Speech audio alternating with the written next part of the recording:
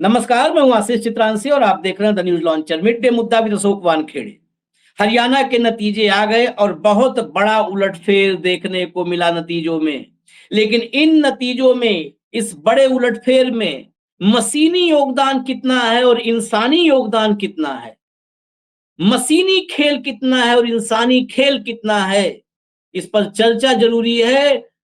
लोकतंत्र में चुनावी विजय के बाद सवाल खड़े होने शुरू होते हैं, सवाल बंद नहीं होते, जुबान बंद नहीं होती है। अब तो सवाल शुरू होंगे। तमाम हमारे साथी पत्रकार, हरियाणा के जिले जिले के पत्रकार, दिल्ली के पत्रकार इस बात से चिंतित हैं, ये क्या हो गया, ये कैसे हो गया, ये क्यों हो गया। अब हम क्या बोलें, स्क्रीन पर कैसे आए, दर्शकों से कैसे रूबरू हों। हमने पिछले 1 महीने 1.5 महीने हमने जो बताया बिल्कुल उसके उलट हो गया। लेकिन आप दर्शकों से, जनमानस से, आम जन से मुंह छिपाने की बात ही बिल्कुल मत करिए। मैं तो कल्पना भी नहीं करता। इसलिए कल्पना नहीं करते क्योंकि जो जनता का मूड था, हमने जनता का मूड बताया था। हमने मशीनों का मूड थोड़ा ना बताया था, हमने साजिशों का मूड थोड़ा ना बताया था, हमने इंसानी खुराफातों का मूड थोड़ी ना बताया था। हमने मतदाताओं का मूड बताया था। और आज की तारीख में हमारा लोकतंत्र जहां खड़ा है, हमारी चुनावी प्रक्रिया जहां खड़ी है, वहां पर मतदाताओं का मिजाज कई बार जेबी हो जाता है। उसको जेब में बंद करके जिप में क्लोज कर दिया जा रहा है। इसलिए इस विषय पर चर्चा होगी और सवाल खड़ा होगा कि 99% चार्ज मशीन मतदान के बाद स्ट्रांग रूम में 3 दिन से रखी हुई 99% चार्ज मशीन कैसे खुली मतगणना में। क्यों नहीं, सवाल होगा। ये कांग्रेस के नकारे नेता भले न करें, हम करेंगे। भाव को जोड़िए, कंट्रोल रूम चर्चा में जोड़िए। और आज इंसानी स्वागत है भाव आपका। आज जो इंसानी करामात करने वाले हैं और मशीनी करामात, दोनों पर चर्चा होगी। सबसे पहले भाऊ मैं आपको एक बाइट सुनाता हूं, लेकिन ये बाइट इसलिए सुना रहा हूं, आज रिकॉर्ड में इसको हम ले रहे हैं क्योंकि ये गुम हो जाएगी कुछ वक्त में। अब तक गुम हो चुकी होगी, हम तक आई है तो हम इसको रिकॉर्ड में ले आते हैं। कंट्रोल रूम जरा सुनाइए 99% चार्ज मशीन की कहानी सुनाइए। क्या समस्या है? समस्या ये आ रही है कि पानीपत शहरी कॉन्स्टिट्यूएंसी की काउंटिंग चल रही थी। 2 राउंड बड़े अच्छे तरीके से संपन्न हुए। तीसरे राउंड में 6 ईवीएम ऐसी आई जिनमें बैटरी परसेंटेज 99% शो हुई। और जब उनका डाटा निकाला गया वोटिंग का, तो उसमें खाली भारतीय जनता पार्टी के कैंडिडेट को 60 से 70% इंक्रीज आ रहा है। बाकी जो नॉर्मल ईवीएम हमारी खुल रही है राउंड में, जिसमें एक 70 से 72-78% बैटरी बैलेंस है, वहां पे नॉर्मल काउंटिंग आ रही है। जो डाटा आ रहा है वो एक्चुअल डाटा आ रहा है, जिससे हम सभी जितने भी कैंडिडेट हैं, अंदर सबके एजेंट मौजूद है, वो सब संतुष्ट है। बट 99% बैटरी परसेंटेज जिस भी उसमें आ रही है, उसमें खाली एक बीजेपी ही क्यों इंक्रीज कर रही है, वो भी मोर देन 60 और 65%। Question is this. हमने काउंटिंग रुकवा दी है। इलेक्शन ऑब्जर्वर जो हमारे काउंटिंग ऑब्जर्वर है वो रिजॉल्व कर रहे हैं। 6 मशीनें हमने उनके सुपुर्द करवा दी हैं। काउंटिंग पानीपत शहरी की रोक दी गई है। कितने समय के अंतराल में लगातार बैटरी 99? बैटरी अब तीसरे राउंड में 6 पोलिंग बूथ खुले हैं, जिसमें 6 बूथों पे बैटरी 99% है।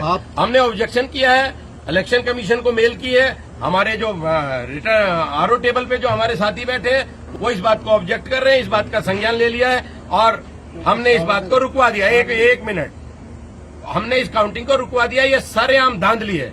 आप एक चीज मोटी सी, आप मीडिया के भाई खड़े हैं सारे, हम सवेरे मोबाइल चार्ज करके निकलते हैं या लैपटॉप चार्ज करके घर बैठते हैं, तो उस पे काम करना शुरू करते हैं। जैसे जैसा उसका यूजेज होगा वैसे बैटरी ड्रेन हो जाएगी। आप सबके हाथ में इलेक्ट्रॉनिक डिवाइस है, एक नेचुरल प्रोसेस है। इस बार काउंटिंग बंद है। काउंटिंग अभी बंद करा दी गई है। जब तक ये रिजॉल्व नहीं होगा हम आगे काउंटिंग नहीं होने देंगे। 99% का मतलब है बीजेपी धांधली कर रही है, मशीनों में गड़बड़ की गई है। और इस बैटरी से रिलेटेड चुनाव आयोग को एक एसएलपी का भी सामना करना पड़ रहा है। सुप्रीम कोर्ट में ये लिटिगेशन पेंडिंग है। मेरा नाम संजीव चौधरी है, मैं बुल्ले शाह जी का, श्री वीरेंद्र शाह का एजेंट हूँ, कांग्रेस पार्टी से बिलोंग करता हूँ। सुना आपने भाव, 70 से 72% जिनकी बैटरी बची है उनमें जो आ रहा है वो सब सेटिस्फैक्ट्री है। और ये मशीनें हर राउंड में, ये 2 राउंड के बाद एंट्री हुई, लेकिन ये 6 मशीनें एक मुश्त आई। वो 6 मशीनें अलग अलग राउंड में घुसेंगी। हर राउंड में वो मशीनें मिक्स होंगी। मान लिया एक राउंड में 3 मशीन खुली या 10 मशीन खुली, 2 मशीन वो होगी, उसमें इकट्ठे 70%, मतलब 70% अगर बीजेपी को चला गया, 100 में 70 वोट, तो 10,000 वोट अगर गिने गए उस राउंड में, तो 7,000 बीजेपी को गया, 3,000 में सब शामिल, बाजा सब शामिल। अब इस पे ये खुलेआम, ये मीडिया, ये कोई हम तो बता नहीं रहे कहानी, मीडिया के सामने इस आदमी ने कहा, इस कांग्रेस से जुड़े शख्स ने कहा। अब कैसे हम इस चुनावी प्रक्रिया पर यकीन कर लें और क्यों सवाल न खड़ा हो? क्यों हम कहें कि नहीं जी अब तो हमने जो दिखाया था, हमने जो बताए थे उसके उलट नतीजे आ गए, अब हम मुंह छिपा के बैठेंगे?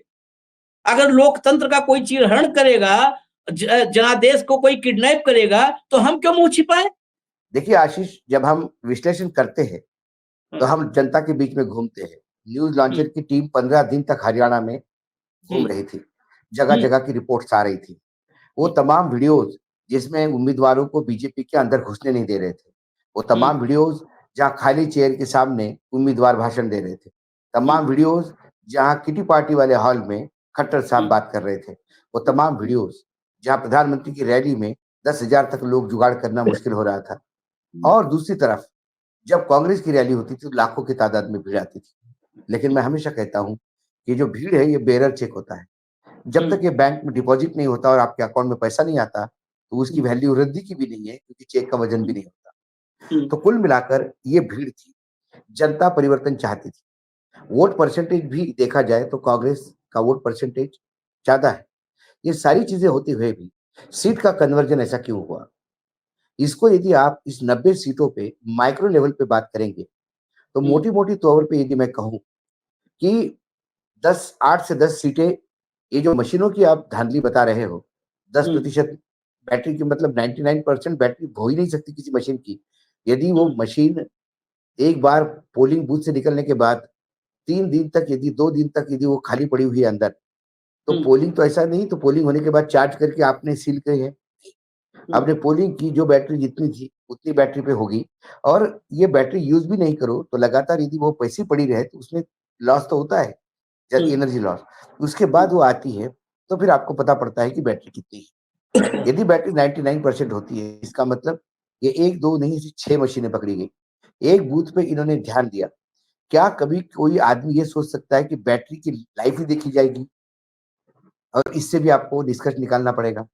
ये बातें क्यों आती है? क्योंकि सारे एग्जिट पोल छोड़िए, एग्जिट पोल कई लोगों का विश्वास नहीं, एग्जिट पोल कई बार हम भी नकारते आ रहे हैं, लेकिन ऐसा कोई विश्लेषक नहीं, ऐसा मुझे कोई बीजेपी का बड़ा नेता नहीं मिला जो दावे के साथ कह रहा था कि हम सरकार बनाए। जब काउंटिंग शुरू हुई और इनिशियल स्टेज में सैनी साहब ने ये स्टेटमेंट तक दे दिया कि यदि ये चुनाव हारते हैं तो इसकी रिस्पॉन्सिबिलिटी मेरी।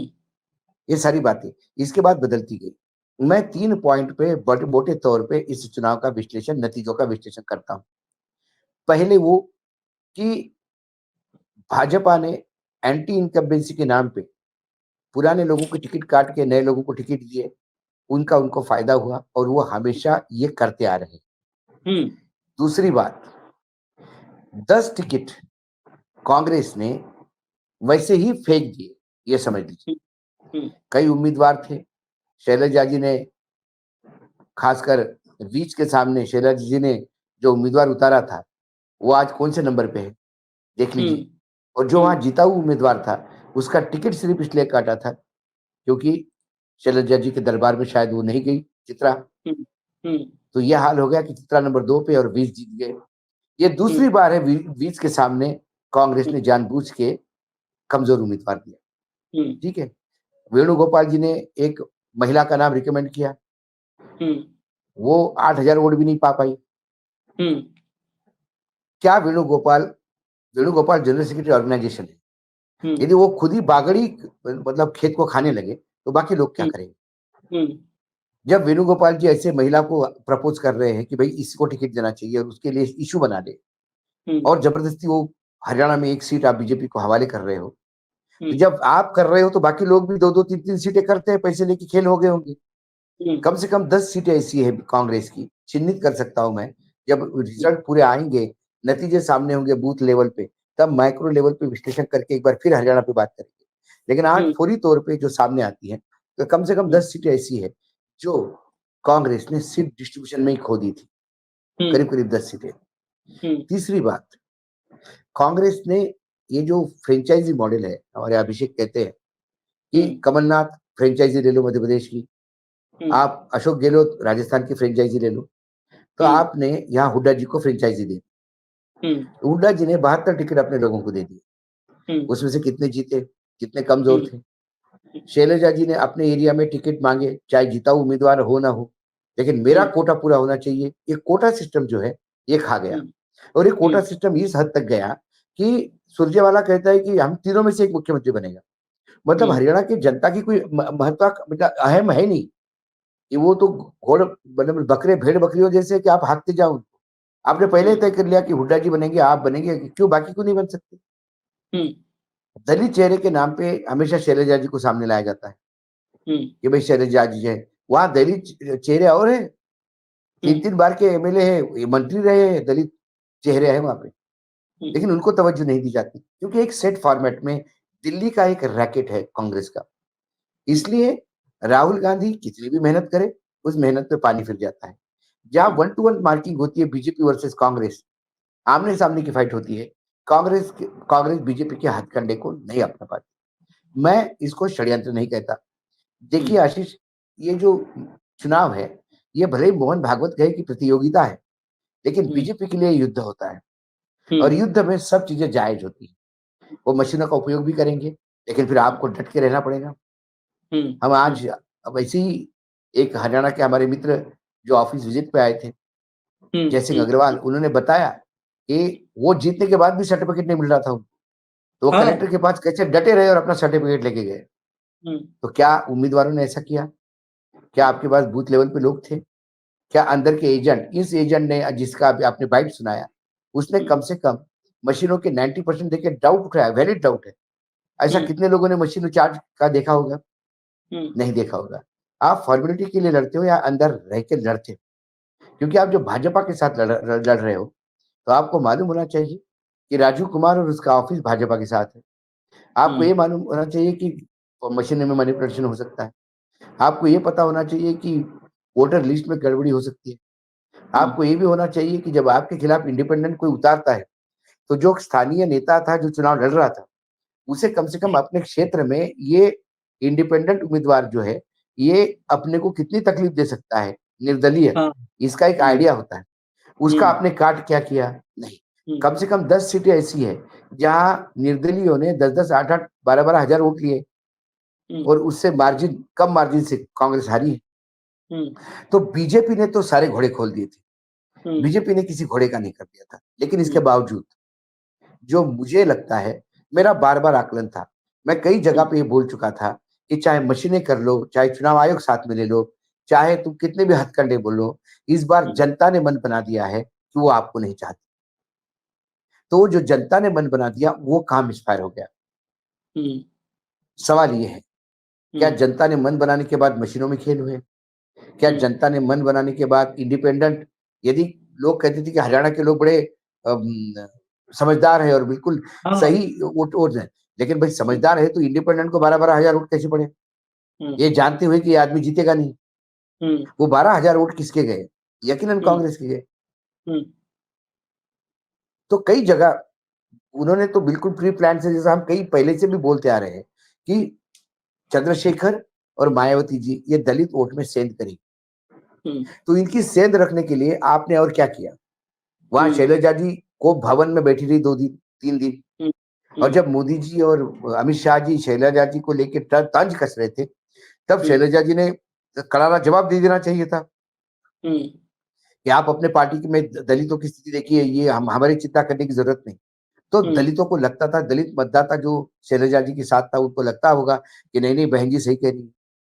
लेकिन जब वहां के बारे में तंज कसा जा रहा था, कांग्रेस पे लगातार हमले हो रहे थे शैलजा को लेके, और शैलजा मंद मंद मुस्कुरा रही थी। शैलजा जी अपना इंपॉर्टेंस दिखा रही थी, सुरजेवाला अपना इंपॉर्टेंस दिखा रहे थे, हुड्डा जी अपना इंपॉर्टेंस दिखा रहे थे। ये तीनों पावर सेंटर अपना अपना इंपॉर्टेंस दिखाने के चक्कर में बीजेपी को हाथ में सत्ता सौंपी। ऐसा कोई कारण नहीं है बीजेपी का। यदि वो कहते हैं, मुझे ताज्जुब लगता है कि बीजेपी के प्रवक्ता जो आके टेलीविजन पे राहुल गांधी को नाक रगड़ के माफी मांगनी चाहिए और ये विकास की गाथा की एंडोर्समेंट है। अरे मत प्रतिशत तुम्हारा कम है, वोट ज्यादा कांग्रेस को गिरे हैं। दूसरी बात, आपके कितने लास्ट में बराबर हो गया है, लास्ट में बराबर हो गया है, मतलब तो बराबर हो गया, तो आप इसको अभूतपूर्व जीत नहीं मान सकते ना। और दूसरी बात है कि आप एक, आपके मंत्री कितने हारे? क्या सब वो हार क्या गए वो हैं। हाँ, एक नायब सिंह सैनी को छोड़ दिया जाए और एक और अभी फाइट में, मतलब एक का रिजल्ट बचा हुआ था, वो शायद फंसे हैं, बाकी सब हार गए, बाकी सब हार गए। मंत्री हारने का मतलब क्या है? मंत्री हारने के मायने क्या है? बिल्कुल। तो इसका मतलब सरकार को नकारा है। हाँ, सरकार को नकारा है, आपके मंत्री हारे हैं। और नई लोगों को जो आपने एंटी इनकम्बेंसी के नाम पे नए लोगों को जो टिकट दिए, तो लोगों ने उन पर विश्वास रखा कि चलो भैया इसको एक बार ट्राई कर लेते। कांग्रेस में और एक बीजेपी में एक बुनियादी डिफरेंस है, जो इस पे कांग्रेस आला कमान को देखना होगा। बीजेपी समुद्र जैसा बिहेव करती है। समुद्र का नेचर क्या है? लाश समुद्र किनारे पे लगा देता है और जीवित चीजों को समुद्र निगलता है। तो जो पॉलिटिकल लाश हो गए, बोझ हो गए, उनको साइड में टिका देता है बीजेपी। और कांग्रेस पिरामिड जैसा काम करती है। पिरामिड के अंदर क्या होता था? 1000 साल पुरानी डेड बॉडी रखी हुई है, लपेटी हुई, जिसको मम्मी कहते हैं। तो कांग्रेस एक पिरामिड है, उसके नीचे जाओ तो 1000 साल की मम्मियां मिलेंगी आपको, डेड बॉडीज। कब रिटायर्ड होंगे? कब इन लोगों को घर बिठाया जाएगा? जवाबदेही किसकी है? चुनाव के बाद आप कहोगे कि आपने ये किया वो किया, जवाबदेही क्यों नहीं तय होती? हुड्डा जी ने जितने टिकट दिए, हुड्डा जी जवाब दे। शैलजा ने ये टिकट दिया था, क्यों अपने आदमी को वीज के सामने उतारा, कमजोर आदमी को? शैलजा बता दे। और यदि आपको इतना आकलन नहीं है कि आपके क्षेत्र में यह इतना कमजोर 8000 वोट भी नहीं पाने वाला कैंडिडेट है, तो फिर उसको आपने क्यों दिया? वेणुगोपाल जी को पूछना चाहिए। केरल का आदमी ऑल इंडिया जनरल सेक्रेटरी है, तो हर राज्य में एक दो दो सीटों पे मुंह मारेगा क्या? आपने व्यक्तिगत संबंध घर रखिए ना। हम भी इंसान हैं, हमारे भी नेताओं के साथ व्यक्तिगत संबंध होते हैं, लेकिन जब हम चुनावी विश्लेषण करेंगे तो उनको माफ थोड़ी करेंगे। यदि गलती होगी तो बोल देना पड़ेगा। व्यक्तिगत संबंध अपनी जगह पे, आपके किसी के साथ व्यक्तिगत संबंध है, आप निभाइए, चॉपर में लेके घूमिए। ये क्या जरूरत थी आपको कि आप किसको टिकट देके एक सीट आपने गवा दी? वहां पे चौथे नंबर पे आ गए वो। मैं आंकड़े मैं भाव 2-3 मिनट में लूंगा। एक तो सीट की बात आई कि ये लोग सीट अपने निजी संबंधों में बांट देते हैं, और भाजपा उससे मुकाबला है जहां पर अमित शाह मोदी के निजी संबंधों की लाज नहीं रखते सीट बंटवारे में, और मोदी अमित शाह के निजी संबंधों की लाज नहीं रखते सीट बंटवारे में। उन्हें सीट हर हाल में जीतना है, वहां पर किसी की भी कुर्बानी देनी पड़े। आपने कहा 10 सीटें ऐसी हैं जहां निर्दलियों ने जो है बड़ा वोट लिया है। मैं 25 सीटों का नाम गिनवाता हूं। 25 सीट, 49 भाजपा जीती है, ये 25 माइनस कर देंगे तो 24 बचेगी। 49 में 25 माइनस करिए, 24 बचेगी। और ये गिनती मैं तब की बता रहा हूं भाऊ, जब मिड काउंटिंग हुई थी, मतलब 60% वोट गिने गए थे। अब सोचिए 60% गिने गए थे, ये आंकड़ा आप इसका अंदाजा लगा लीजिएगा आगे 60 पे। कालका सीट से एक निर्दलीय 60% जब वोट गिने गए थे, तब उस निर्दलीय को 24,000 वोट मिले थे। 24,000। कालका, जहां से विनोद शर्मा की पत्नी। यमुनानगर में जो बी टीम है उसको 19,000 वोट मिले थे आधी गिनती पे। राडौर में एक निर्दलीय को, एक बीएसपी वाले को 10,000 वोट मिले थे और रावण की पार्टी वाले को 2,500 12,500 वोट मिले थे 50% काउंटिंग पे, 50% पे।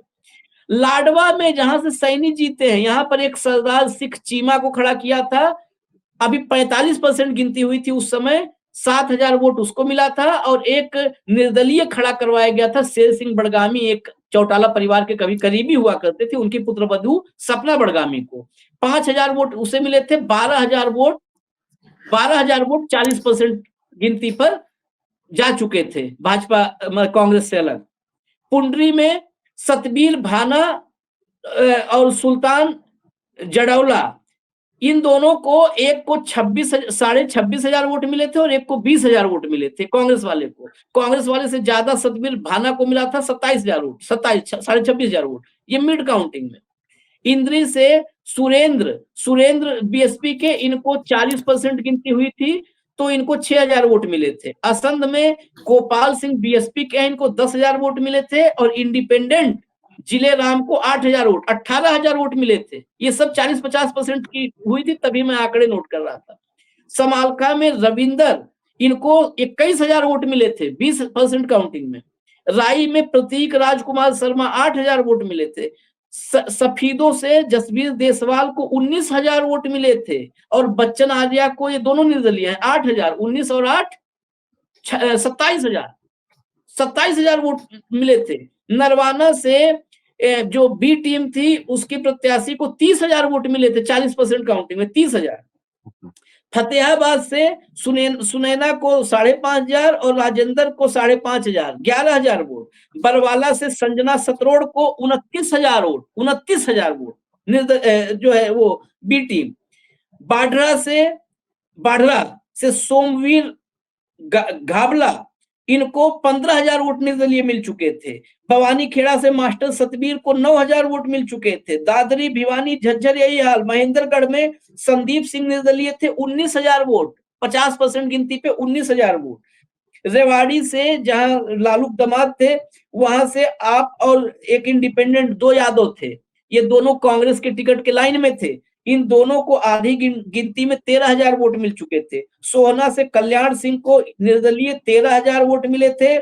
सुरेंद्र भडाना को बीएसपी से 10,000 वोट मिले थे और जावेद को निर्दलीय 8,000 वोट। 13 और 10, 23 और 8, 31,000 वोट। न भाजपा का है न कांग्रेस का है, 31,000 वोट आधी काउंटिंग में, आधी काउंटिंग। फरीदाबाद एनआईटी, यहां से नागेंद्र भडाना को 20,000 वोट और हाजी साहब को 7,000, 27,000 वोट। बल्लभगढ़ से, जहां पे वो पराग शर्मा जो वेणुगोपाल आप बता रहे थे, वो तो कहीं फाइट में नहीं थी। निर्दलीय शारदा राठौर को, जो कांग्रेस के टिकट की दावेदार थी, उनको 40% मतगणना में 24,000 मिला था और राव राम कुमार निर्दलीय 18,000 वोट। 24 और 18, 42,000 वोट इनको मिला था और बीजेपी प्रत्याशी पीछे थी, जिसको कुल मिला के 8200 वोट मिले। तिगांव से ललित नागर, जो कांग्रेस के टिकट के दावेदार थे, इसमें वो 10 सीटें भी हैं जो आप कह रहे थे टिकट के में जो गड़बड़ियां हुई। ललित नागर जो टिकट मांग रहे थे उनको नहीं दिया, रोहित नागर को दिया। जब 40% गिनती हुई थी तो रोहित नागर को मिला था 14,000 वोट और ललित नागर को मिला था 22,000 वोट उस समय। सोचिए, अंबाला कैंट, चित्रा हारी है 7,000 वोट से और जिस परी को फल लगाया था शैलजा ने, उसे कुल पूरे जो है मतगणना में कुल 14,000 वोट मिले, 7,000 से हरवा दिया चित्रा को। चित्रा कांग्रेस के सिंबल पे होती तो 8-10 हजार से कंफर्टेबल बिन उसकी थी और अनिल विजहाज थे। मैं 25 सीट गिनवा दिया भाऊ आपको, 25। आपने कहा एक बात और, बस 1 मिनट, मंत्री, जिसके मंत्रियों को खारिज कर दिया जनता ने, मंत्री बनाने वालों को कैसे नहीं खारिज करेगी, ये भी एक सवाल है। क्योंकि जनता अगर इतनी समझदार है तो वो जानती है ना कि मंत्री तो बनाया जाएगा वहीं से, मंत्री बनाने वालों को क्यों नहीं खारिज की। और एक सवाल इसके साथ एडिशनल में जोड़ रहा हूं, आपने कांग्रेस और भाजपा दोनों की व्याख्या की, क्या कांग्रेस के पास होना चाहिए था शिवराज और है कमलनाथ? ये बड़ा फर्क है क्या? होना चाहिए था शिवराज और है हर राज्य में कमलनाथ। वो शिवराज जिसको पता था उसका सब कुछ जा चुका है, सब लुट गया, कुर्सी चली गई, चप्पल चला गया, कपड़ा चला गया, कुछ नहीं है, तब भी दौड़ दौड़ के रैली कर रहा था। वो चाहिए था, वो वहां पे पर्ची से मुख्यमंत्री बना दिया जाता है और कोई किसी की नहीं, कुर्सी छीन ली गई, वो भी आदमी अनुशासन के दायरे में है। यहाँ शैलजा आज चुनावी हार मिली है, उसमें भी मजे ले रही हैं कि हम तो 60 सोचे थे, लेकिन जो है अभी तो हम संघर्ष करते दिख रहे हैं, वैसे चुनाव लड़ने की मेरी भी इच्छा थी। तो ये जिस पार्टी को शिवराज चाहिए और कमलनाथ है, उस पार्टी की गति क्या होगी? और ये शिवराज और कमलनाथ की जो आप आपने बात की, ये प्रूवन है। हाँ। ये बार बार इन्हीं लोगों को ट्राई किया जाता है। मुझे नहीं समझ में आता कि जब बिहार में पिछली बार जब चुनाव हुए और कांग्रेस ने अपने 8 उम्मीदवार बी फॉर्म देने के बाद बदले और उससे 20 उम्मीदवारों का घाटा हुआ और सत्ता में आती हुई आरजेडी कांग्रेस विपक्ष में रही। हाँ। तब भी इन्वेस्टिगेशन हुआ, तब भी किया, किसने किया, क्या किया, तब भी यही सुरजेवाला और ग्रुप थे। उसके बाद हर राज्य में यही लोग होते हैं। जो चुनाव जितवाते, अच्छा काम करते, उनको बाहर फेंका जाता है। तेलंगाना में जो मोस्ट डिफिकल्ट राज्य था, जब छत्तीसगढ़ में लग रहा था कि सरकार बन जाएगी कांग्रेस की वापस, वहां सरकार उलटफेर हो गया, बीजेपी जीत गई। और तेलंगाना में जहां मैं खुद बोल रहा था कि बीआरएस ने इतना काम किया था, यदि बेनिफिशियरी देखनी है किसी को तो आप तेलंगाना में जाइए। बिजली पानी मुफ्त 24 घंटे किसानों को, और क्या चाहिए? 3 फसल ले रहा है किसान। इतना कुछ होने के बाद कांग्रेस सत्ता में वापस आ गई, क्योंकि लोग केसीआर को थक गए थे, उसके अरोगेंसी से थक गए थे, उसके एटीट्यूड से थक गए थे। तो लोगों को अल्टरनेटिव चाहिए था। कांग्रेस डिवाइडेड हाउस था। एक माणिकराव ठाकरे ने 1 साल रह के सबको एक करके चुनाव जितवाया।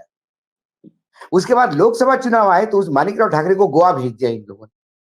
हाँ, क्योंकि यहाँ अलंकार बैजू टाइप्स जो लोग हैं वो माणिकराव को अच्छे पसंद नहीं करते थे। उसका नतीजा खामियाजा क्या भुगतना पड़ा कांग्रेस को? लोकसभा चुनाव में बीजेपी आधी सीट लेके गई। जिस बीआरएस को नकारा कांग्रेस जनता ने, उसी के उम्मीदवारों को कांग्रेस के नाम पे टिकट दिए, वहां से आए हुए भगड़ों को। अरे जनता जिनको रिजेक्ट कर चुकी है उनको फिर आप अपनी पार्टी में लेके टिकट दोगे तो होगा क्या? उसमें हुआ क्या? तेलंगाना के मुख्यमंत्री ने उन 5 जगह पे जो अच्छे कांग्रेस के उम्मीदवार थे, जो उनको लगा कि आगे पीछे मेरे लिए थ्रेट हो सकता है, उनको लोकसभा में टिकट ही नहीं मिलने दिया। और ये क्यों हुआ? क्योंकि आपने ऐसा वहां जनरल सेक्रेटरी वहां पे इंचार्ज भेजा जिसको तेलंगाना समझने में शुरुआती हुई थी। लेकिन जिसने तेलंगाना का विधानसभा लड़वाया, 1 महीने के बाद 2 महीने के बाद वहां लोकसभा है, तो आप क्यों नहीं उसी को रिपीट करते? क्योंकि आपको अपने निजी स्कोर सेटल करने होते हैं। पार्टी का कोई लेना देना नहीं पड़ा। मैंने राहुल गांधी जी के मुंह पे भी बोला था कि मुझे दया आती है तुम्हारी, किस लिए मेहनत करते हो? बोला फॉर द पार्टी। मतलब which party? Congress. Where is Congress? General secretary organisation sleeper cell of BJP, secretary sleeper cell of BJP. संगठन में कौन होना चाहिए? संगठन में वो लोग होने चाहिए जिनको टिकट की आस नहीं, जो टिकट नहीं मांगते, जो संगठन के लिए काम करते। अभी इन्होंने एक लंबे चौड़े 70 लोगों की एक टीम बनाई, सेक्रेटरीज अनाउंस किए खड़गे साहब ने। उस 70 में कम से कम 35-37 से ज्यादा, आधे से ज्यादा लोग चुनाव के टिकट के दावेदार हैं। तो वो संगठन के लिए काम नहीं करते, वो यहां आके अपना लॉबिंग करते हैं। तेल लेने गया संगठन, कैसी पार्टी चलेगी?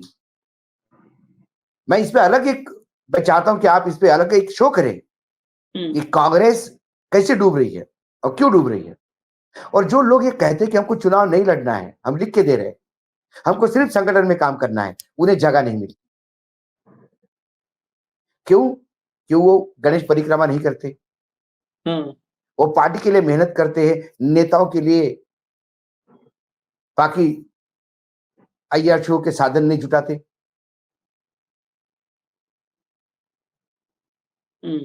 मतलब ये ऐश ग्राहक कर दिया अपना पूरी पार्टी को ये कांग्रेस ने। बीजेपी ने 10 हथकंडे अपनाए होंगे। हाँ। और बीजेपी 2014 से ये हथकंडे अपनाती आ रही है, किसको मालूम नहीं किया? हाँ 2019 के चुनाव में क्या हुआ मालूम नहीं है, उसके बाद गुजरात के चुनाव में क्या हुआ मालूम नहीं है। हर बार आप कभी मशीनें बदलने की बात होती है, कभी क्या होती है, आप विजिलेंस होते हो, लेकिन आप एक कदम बीजेपी का आगे क्यों नहीं सोचते? हम्म आपने ये क्यों नहीं सोचा कि मशीनें वहां पे चार्ज कैसी हो गई? पहले आते से पहले मशीनों का चार्ज देखो, मशीनों की कंडीशन देखो। स्टैलिन स्टैलिन ने फॉर्म 17, अपने फॉर्म 17 तो हर आदमी को मिलता है ना, हाँ हर एजेंट को तो मिलता है ना। हाँ स्टैलिन ने 17 क्या अस्सी किया? तक। स्टैलिन ने फॉर्म 17 पार्टी के वेबसाइट पे डाउनलोड कर दिए, हाँ तो सारी दुनिया को मालूम पड़ गया कि कितना वोटिंग हुआ है। हम्म जब वोटिंग की गिनती हुई तो कम से कम जिनको घपले करने उनको ये तो मालूम है कि ये हमाम में सब अभी सब मामला ओपन हो गया है, रायता फैल गया, अब इसमें नहीं समेटा सकता। हम्म 90 सीटों के लिए सीट टू सीट मार्किंग नहीं कर पाए। हम्म आपके एजेंट अंदर बैठे हैं, आप इलेक्शन कमीशन को कहते हो कि क्यों काउंटिंग रुकी, क्यों काउंटिंग रुकी? आप अपने वॉर रूम में जाके चेक करिए ना, 90 सीटों पे कौन सी कितने बूथ है, कितने काउंटिंग सेंटर होंगे, एक सीट पे कितना काउंटिंग सेंटर होगा? क्या कांग्रेस के पास 500 ऐसे वॉलंटियर नहीं है कि जो काउंटिंग सेंटर के अंदर वर्कआउट करे और देखे कि क्या हो रहा है? कैसा हमारा उम्मीदवार 600 से आगे था और एकदम अब 1200 से पीछे चला गया है, और जो इंडिपेंडेंट 2000 जिसको वोट थे उसके एकदम 1000 कैसे रह गए? वोट बढ़ सकते, कम तो नहीं हो सकते ना? क्या इधर के उधर तो वोट नहीं के डले हैं, एंट्री तो नहीं गलत हो रही है? ये कितने लोगों ने देखा? आप ये नहीं कह सकती कि अरे हमको पता ही नहीं था, ऐसा भी हो सकता है। बहुत कुछ हो सकता है, ये सोच समझ के करना चाहिए। आखिरी एक एक बात और, आपने कहा ना कि ये मशीन में क्या हुआ, परसेंटेज क्या हुआ, ये मशीन नतीजों के बाद हर बार मशीन, वो नायब सिंह सैनी ने ठीक कहा था कि मशीन की बात होगी, क्यों नहीं होगी, होगी मशीन की बात। लेकिन ये नहीं नहीं कांग्रेस की ये बिल्कुल, बात आई आजकल नहीं क्या हो। है, बीजेपी की लिए खासियत है, वो जानते हैं कि मशीन में किया है तो वो मशीन की बात करना शुरू कर देते हैं। एग्जैक्टली वो इसको होता है वो कौन सा ना, सिंड्रोम सिंड्रोम जो बोलते हैं, ये वो ये जो ये किए एक होते हैं। कहानी है कि जो चोर चोरी करके भागता है हाँ वो सबसे ज्यादा चिल्लाता है चोर चोर चोर चोर चोर चोर चोर। चोर, तो लोग उसके साथ चोर पकड़ने घूमते हैं। हाँ उसी के साथ चोर पकड़ने घूमते हैं, एग्जैक्टली। लेकिन मेरा तो सवाल ये था कि ये कांग्रेस अभी आया, हार गए, अब फिर कोई नई प्लानिंग होगी, कहीं राहुल पदयात्रा करेंगे, कहीं मैकेनिक, या कहीं कुछ करेंगे। कांग्रेस के जो जितने वेणुगोपाल से लेकर के जितने हैं, ये सब फिर मजे में फिर महाराष्ट्र निपटाने चले जाएंगे, चलो महाराष्ट्र में कैसे नहीं नहीं बर्बाद नहीं करें, नहीं, अभी झारखंड में इनके कैसे। पास, भाई देखिए, एक चुनाव हारने के बाद ये शर्मसार नहीं होते। हम्म यही वेणुगोपाल जी अब महाराष्ट्र में 4 टिकट और देंगे, हम्म हम्म क्योंकि टिकट देना इन लोगों ने अपना धंधा बना लिया है। हम्म और इससे मैं राहुल गांधी को छोड़ता नहीं हूं इसमें।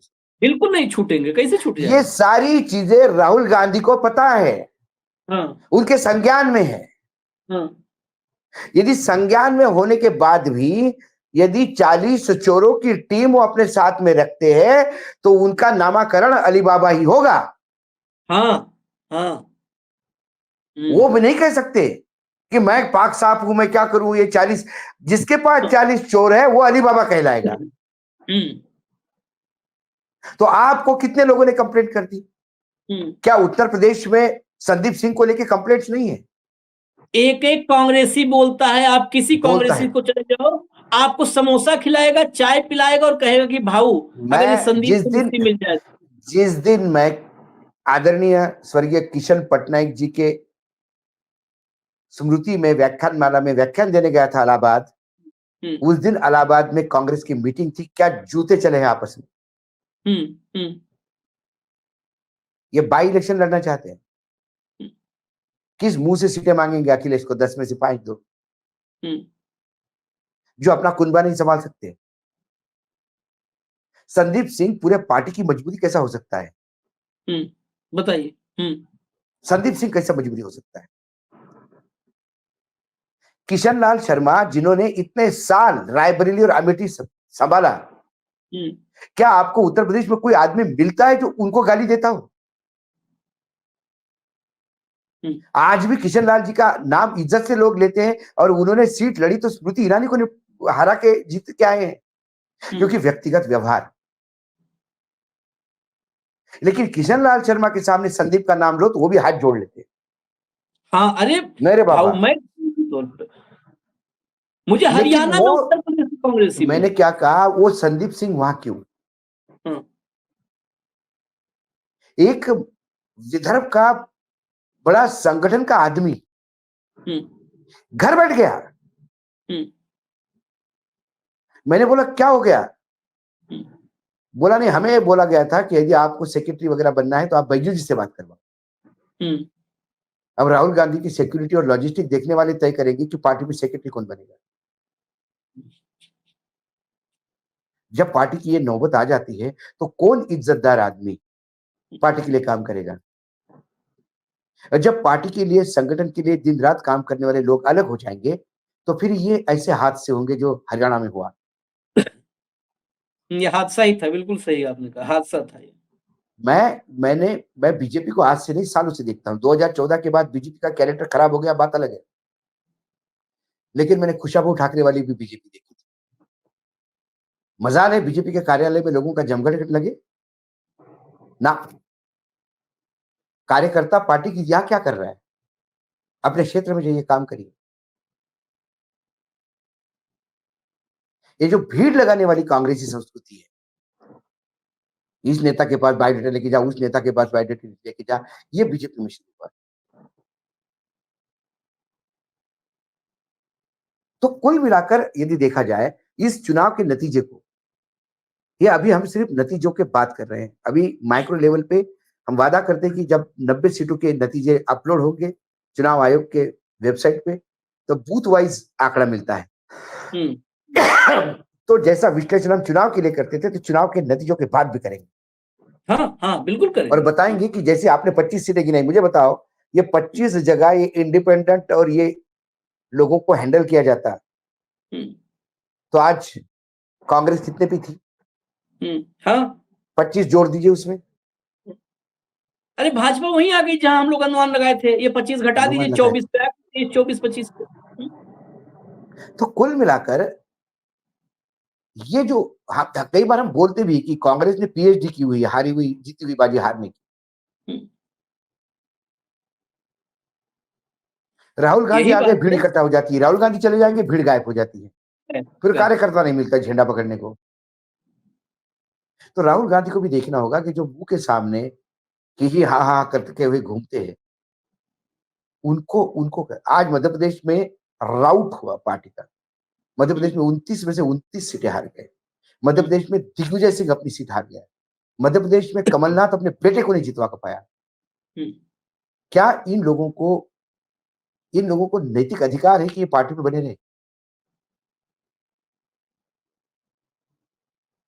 अपनी कॉन्स्टिट्यूंसी नहीं संभाल पाए कमलनाथ जी। छिंदवाड़ा को उन्होंने स्वर्ग बनाने की बात की थी। राजा सारी दुनिया को ज्ञान देता है, अपनी कॉन्स्टिट्यूंसी अपना राघवगढ़ नहीं संभाल पाए, अपना घर। तो जब ये सारी चीजें हैं तो इन पे क्या एक्शन हुई?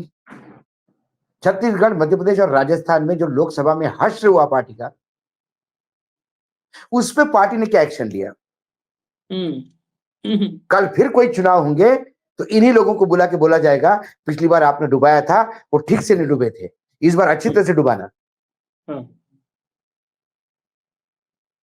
जनरल सेक्रेटरी इंचार्ज बावरिया बावरे होके घूम रहे थे,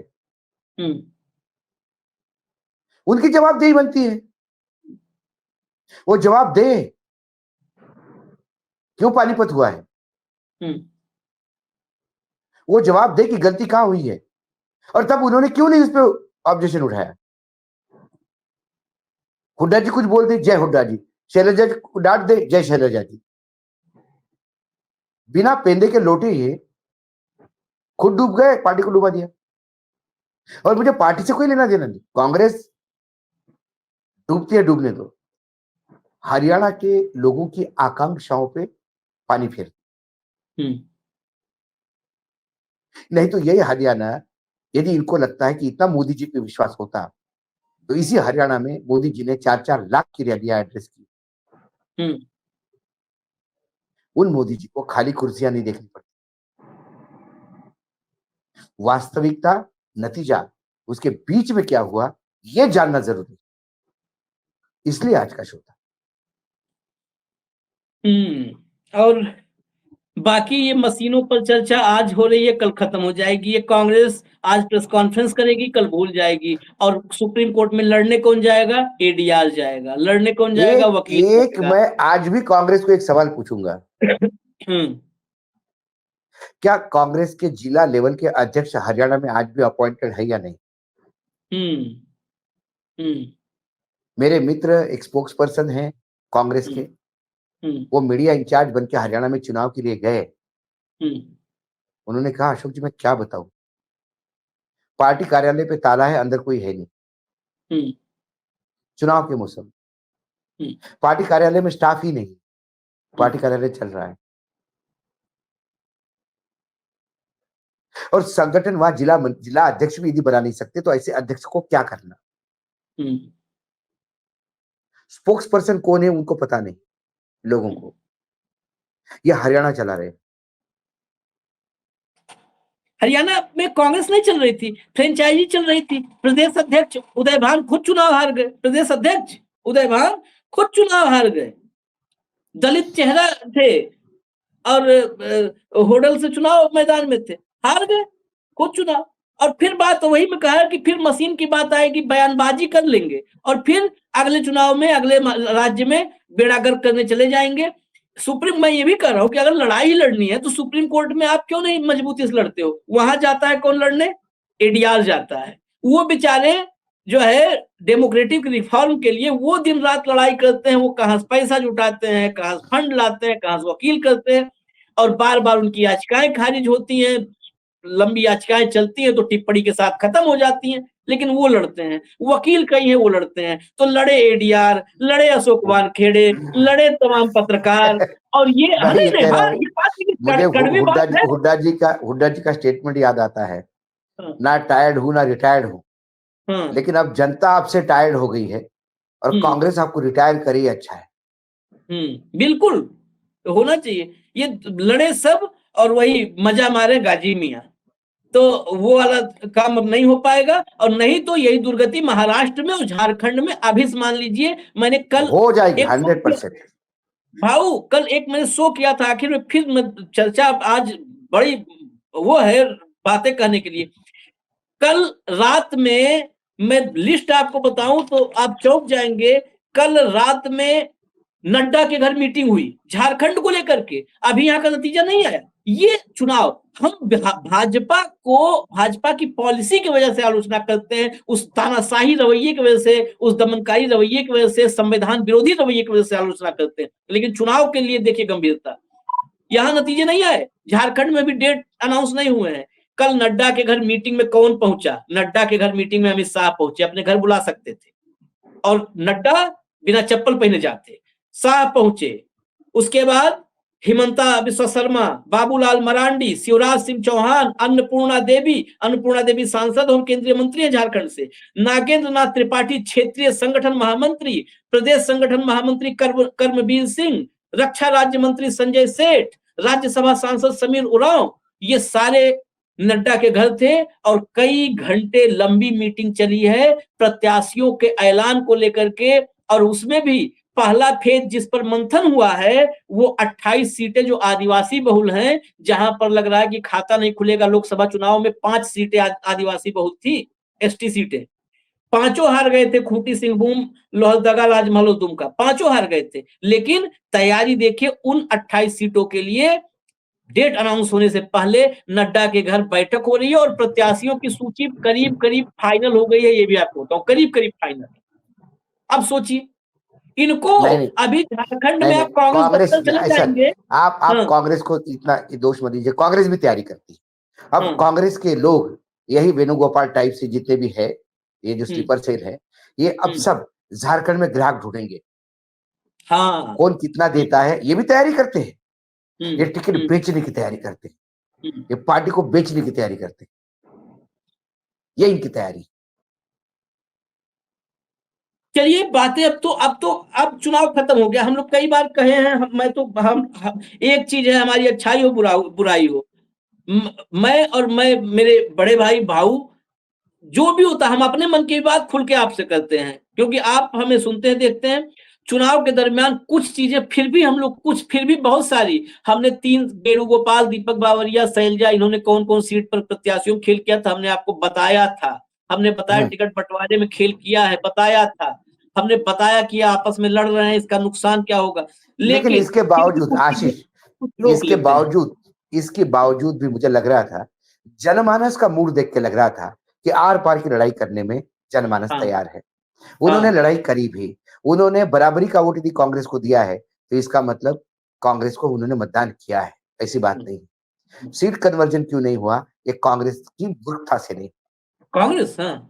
हुँ, वो कांग्रेस के मुँह। वो फैक्टर उसके लिए कांग्रेस को हरियाणा की जनता ने माफ नहीं करना चाहिए। हुँ, हुँ। बिल्कुल नहीं करना चाहिए, और हमें आप इजाज़त दीजिए, हम ऐसे अभी जो भी राज्य होगा, जहाँ पर भी ये बेसिकली कांग्रेस के लिए हम नहीं, कांग्रेस के को तो अब कांग्रेस के भी एक-एक धागे खुलेंगे। कांग्रेस के लिए हम शो नहीं कर रहे हैं।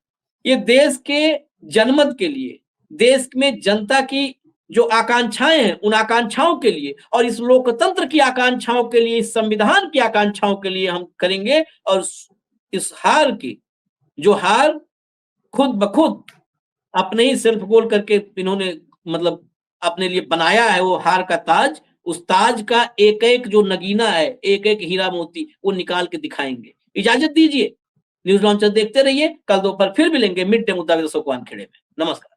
नमस्कार। नमस्कार, स्वागत है आपका न्यूज लॉन्चर पर। मैं हूं अशोक वानखड़े, लेकर आया हूं आपका अपना कार्यक्रम द एक्सरे। खबर, हरियाणा में कांग्रेस की बुरी हार, भारतीय जनता पार्टी पहली बार रिकॉर्ड बनाते हुए तीसरी बार लगातार हरियाणा के सत्ता पर काबिज। अब जब इस खबर से मैं देखता हूं विस्तृत एक्सरे पे, तो इस कांग्रेस की जीती हुई बाजी को हरवाने के लिए कौन जिम्मेदार है? जब मैं एक्सरे से उन लोगों को ढूंढने का प्रयास करता हूं तो मुझे कई नाम सामने आते हैं। यदि मैं सीनियरिटी के हिसाब से या ओहदे के हिसाब से लूं तो पहला नाम है केसी वेणुगोपाल, जो जनरल सेक्रेटरी ऑर्गेनाइजेशन है। केसी वेणुगोपाल जनरल सेक्रेटरी ऑर्गेनाइजेशन होने के नाते पार्टी के इन तमाम बातों का सीधा संबंध उनसे होता है। क्या केसी वेणुगोपाल ने सीट अलॉटमेंट में डायरेक्ट इन्वॉल्वमेंट किया? क्या केसी गोपाल ने अशोक तंवर की वापसी के लिए माकन का हाथ पकड़ा? क्या केसी वेणुगोपाल ने हरियाणा की राजनीति में अपना वजूद बढ़ाने के लिए पार्टी को बर्बाद किया? एक महिला नेत्री जो पूरी ताकत के साथ मेहनत कर रही थी और जमीन से जुड़ी हुई थी, उसके जगह एक महिला मित्र को भेज वो सीट बीजेपी को तश्तरी में गिफ्ट कर दी। वेणुगोपाल की उम्मीदवार चौथे नंबर पे आई। जो महिला 5 साल तक मेहनत कर रही थी, वो इंडिपेंडेंट चुनाव लड़ी और दूसरे पोजीशन पे आई। ये वेणुगोपाल का काम है। कुल मिलाकर सुरजेवाला, वेणुगोपाल, शैलजा, ये सब एक ही थाली के चट्टे बट्टे हैं, और कुल मिलाकर ये एक ऐसी प्लानिंग में लगे रहते हैं कि संगठन जाए चूल्हे में या पार्टी जाए चूल्हे में, इनका स्वार्थ साधे रहना चाहिए। और इन्हें लगा कि हम उम्मीदवार ही ऐसे बनाए, क्योंकि तो हरियाणा की जनता ने तय कर लिया वो हमको जिताना है।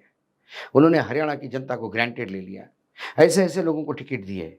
बाद में शायद मंत्री भी बनते, सरकार आती तो, और फिर इनके लिए नए एटीएम तैयार हो जाते हैं। केसी वेणुगोपाल, शायद जिनको हिंदी भी ठीक से नहीं आती होगी या हरियाणवी तो समझ में भी नहीं आती होगी, वो एक इसके लिए जिम्मेदार आदमी मुझे इस एक्सरे से दिखते हैं। दूसरा यदि नाम मैं कहूं तो जनरल सेक्रेटरी ऑर्गेनाइजेशन जो है, केसी वेणुगोपाल हो गए। उसके बाद जनरल सेक्रेटरी इंचार्ज, जो इंचार्ज बने थे, दीपक बावरिया।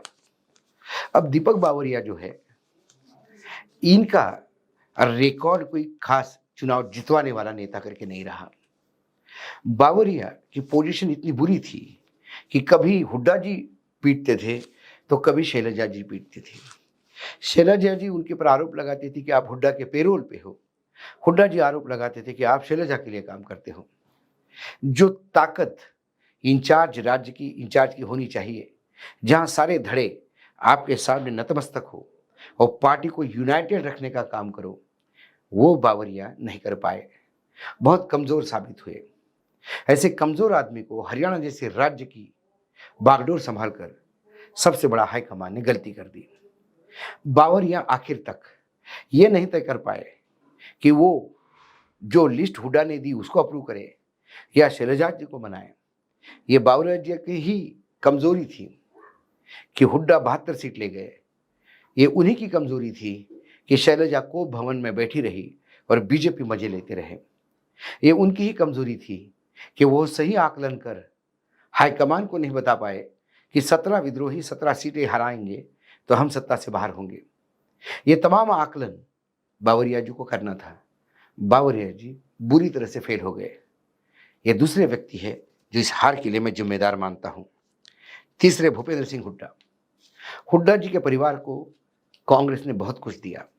हुड्डा जी के परिवार ने देश के संग्राम में, भारत की आज़ादी की लड़ाई में उनके घर से बहुत कंट्रीब्यूशन हुआ। उनके पिताजी स्वयं स्वतंत्र सेनानी थे। उन्होंने महाराष्ट्र में बहुत काम किया क्विट इंडिया मूवमेंट के बाद। उसके बाद वो कांग्रेस में रहे। हुड्डा जी जब कांग्रेस में आए तो हुड्डा जी को हमेशा पार्टी ने भरपूर दिया, 2-2, 3-3 बार मुख्यमंत्री बनाया।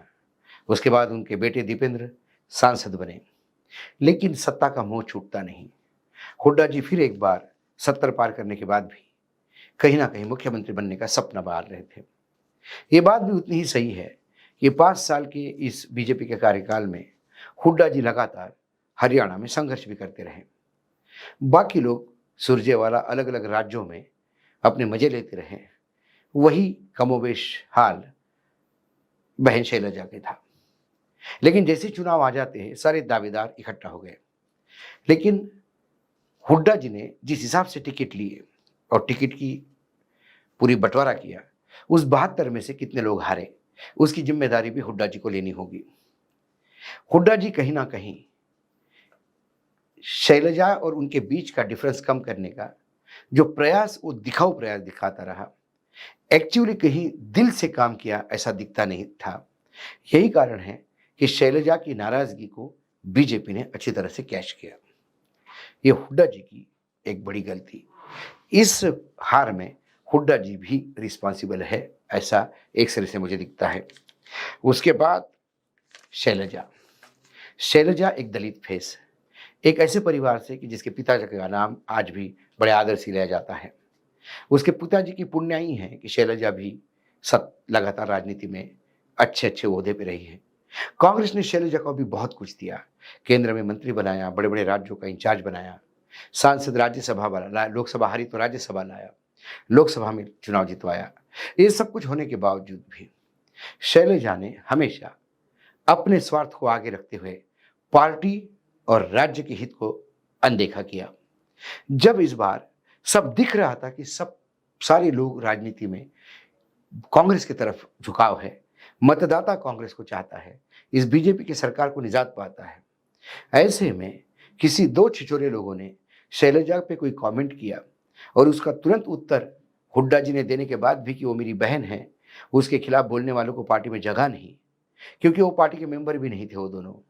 उसके बाद शैलजा जी ने उसी बात को लेके अपना मौन धारण कर लिया। वो प्रचार में तक नहीं उतरी, वो अपने घर पे बैठी और इसी का फायदा बीजेपी ने लिया। बीजेपी ने दलित वोटों को ये बताने का, मतदाताओं को बताने का प्रयास किया कि शैलजा जैसी दलित नेता का अपमान कितना कांग्रेस में होता है और कांग्रेस मौन है। शैलजा के अपमान होने के बाद राहुल गांधी ट्वीट करते या राहुल गांधी कुछ बोलते तो बात अलग होती। हाईकमान ने भी निगलेक्ट किया, सोचा कि हरियाणा का मामला आपस में निपटते रहेंगे। और जब राहुल गांधी शैलजा को लेकर स्टेज पे गए और हुड्डा जी से हाथ मिलवाया, बहुत देर हो चुकी थी। जितना डैमेज होना था हो गया था। लेकिन शैलजा ने पार्टी और हरियाणा का हित सामने रखा होता और अपने स्वार्थ को थोड़ा पीछे रखा होता तो शायद नतीजे आज कुछ अलग होते। वो भी उतनी ही रिस्पॉन्सिबल है। फिर आखिरी नाम सुरजेवाला। वैसे सुरजेवाला 3 ना 13 में वो पूरे टाइम अपने बेटे को चुनाव लड़वाने में व्यस्त थे।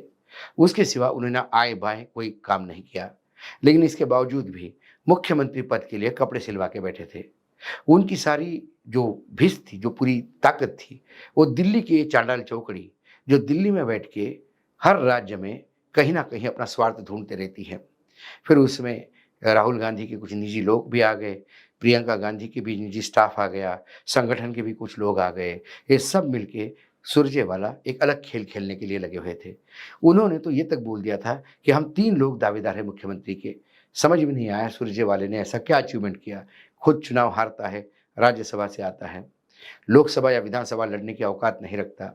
उसके बाद जब मीडिया सेल के इंचार्ज थे तो बीजेपी को, कांग्रेस के मीडिया का सबसे बड़ा बुरा हाल कांग्रेस में यदि मीडिया का हुआ है तो तब सुरजेवाला जनरल सेक्रेटरी था। जब कर्नाटक में गए तो कर्नाटक में लोग चुनाव के लिए दिन रात मेहनत कर रहे और ये अपने मित्र के साथ, महिला मित्र के साथ मॉल में फिल्म देखने के लिए घूमते रहे। ये भी फोटोग्राफ वायरल हुए। उसके बाद जब कर्नाटक में स्थिति ये हो गई उनको, क्योंकि खरगे साहब कर्नाटक से आते थे, बड़े मुश्किल से कर्नाटक में इनको साइड में रख के कर्नाटक जीता गया। उसके बाद इनको मध्य प्रदेश भेजा गया। मध्य प्रदेश में इन्होंने पूरी लुटिया डुबाई और 29 की 29 लोकसभा सीटें चली गई। ऐसे लोगों को फिर पार्टी गले क्यों लगाती है?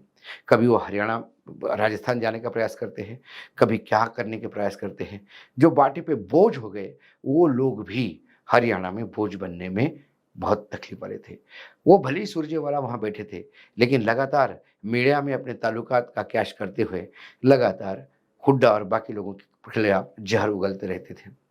कुल मिला के वो भी एक फैक्टर है जिन्होंने पार्टी की लुटिया डुबाई, लेकिन वो इतना बड़ा फैक्टर नहीं जितना कि श्री वेणुगोपाल, हुड्डा जी स्वयं, बावरिया और शैलजा है। इन 4 लोगों ने कांग्रेस पार्टी की अर्थी उठा के शमशान की तरफ लेके गई। आगे एक मटका लेके वाला चाहिए, जो घर का मटका लेके जो सामने चलता है, वो काम सुरजेवाला ने किया। जब मैं एक्सरे से दिखता हूं तो मुझे ये कांग्रेस की शव यात्रा दिखती है। आज इतना ही, कल फिर आता हूं किसी विषय के साथ। तब तक के लिए नमस्कार। देखते रहिएगा न्यूज लॉन्चर।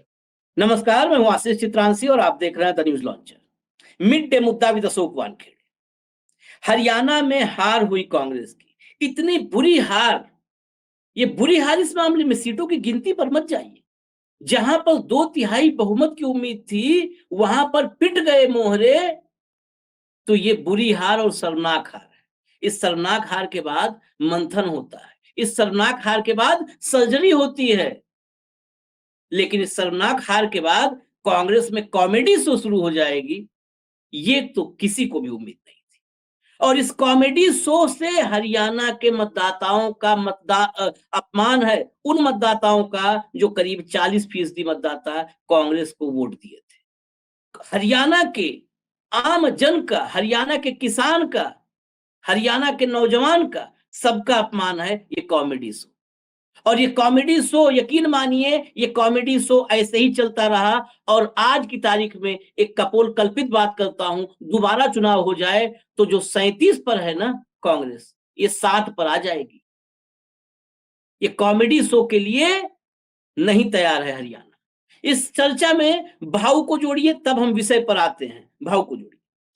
भाऊ, ये बड़े चौंकाने वाली बात है।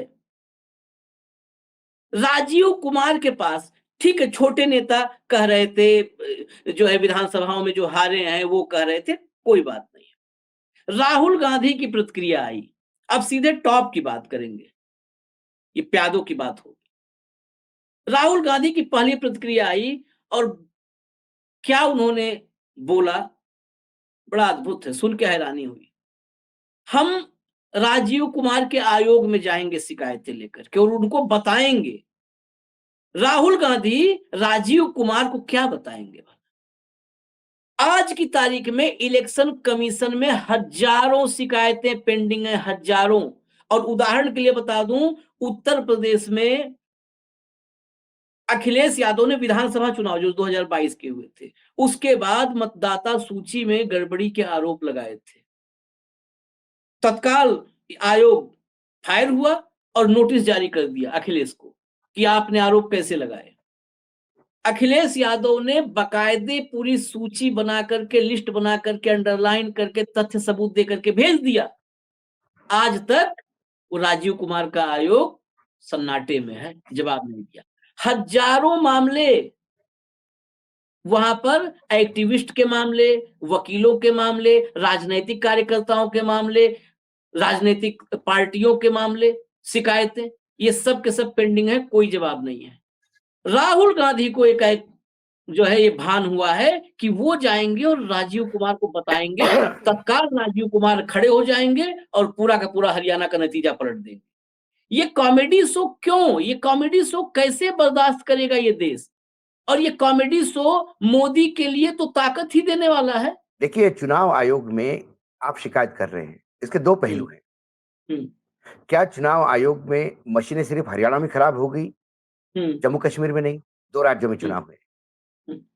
क्या वैली में आपको मतदान मिला तो वहां बीजेपी ने मशीनें नहीं रिप्लेस की, वहां खेल नहीं हुआ? क्योंकि आप चुनाव आयोग पे आरोप इसलिए लगाते हैं कि आपको लगता है कि बीजेपी के हाथ में खेल रहा है, और यकीनन खेल रहा है, इसमें कोई दो मत नहीं है। आप चुनाव आयोग के सामने सर फोड़ रहे हो जहां कोई नतीजा निकलता नहीं, क्योंकि हमारे संविधान निर्माताओं ने कभी सोचा नहीं था कि देश की आजादी के 75 साल में, अमृत काल में, ऐसे नाकारा और निकम्मे लोग चुनाव आयोग में आएंगे जिनको मात्र समय सीमा कानूनन तय नहीं है, इसका फायदा उठाते हुए वो सवालों के जवाब ही नहीं देंगे। जवाबदेही उनकी बनती है, लेकिन कब जवाब देंगे ये तय नहीं है। इसका फायदा लेते हुए वो सिर्फ नोटिस देंगे, जब उनको जरूरत होती है तो आधी रात को नोटिस देते हैं, लेकिन आधी रात को नोटिस लेने की बात कहते हैं तो वो नोटिस लेते नहीं। चुनाव आयोग निष्पक्ष नहीं है, लेकिन फिर मैं कहता हूं, इस देश की जनता ने जब तय कर लिया कि इनको हटाना है, किसी एक राजनीतिक सत्ता को, राजनीतिक दल को हटाना है, तो जनता करती है, वो पूरा प्रयास करती है। क्या लोकसभा के चुनाव पे 79 सीट, 79 सीट्स पर मशीनों का गड़बड़ी का मामला नहीं है कि जहां जितने वोट गिरे उससे ज्यादा गिने गए? इसके बावजूद बीजेपी 240 पे नहीं अटकी, इसके बावजूद भी मोदी जी की सरकार बैसाखियों पे नहीं आई, इसके बावजूद भी ये सरकार नानी नहीं चला रही, इसके बावजूद भी क्या राहुल गांधी को लीडर ऑफ अपोजिशन का पद नहीं मिला? क्या कांग्रेस का टैली 100 नहीं गया? क्या समाजवादी पार्टी, सबसे बड़ी पार्टी, उभर के नहीं आई उत्तर प्रदेश में? क्या महाराष्ट्र में बीजेपी का पानीपत नहीं हुआ? ये मशीनों के बाद भी हुआ। मशीनें 100% खेल नहीं करती, कुछ जगह खेल करती है। मैं मानता हूं 2-4 सीटें बिगाड़ दी होगी मशीन ने, 2-4 सीटें प्लस कर दी होगी मशीन ने। जितने जगह से शिकायत आ गई वो जगह भी आप छोड़ दो, बाकी जगह क्या हुआ? राहुल गांधी को ये देखना होगा कि वो चुनाव हारे क्यों। 17 कांग्रेस के बागी बीजेपी को 17 सीट दिलवा गए। उन लोगों को बागी किसने बनाया?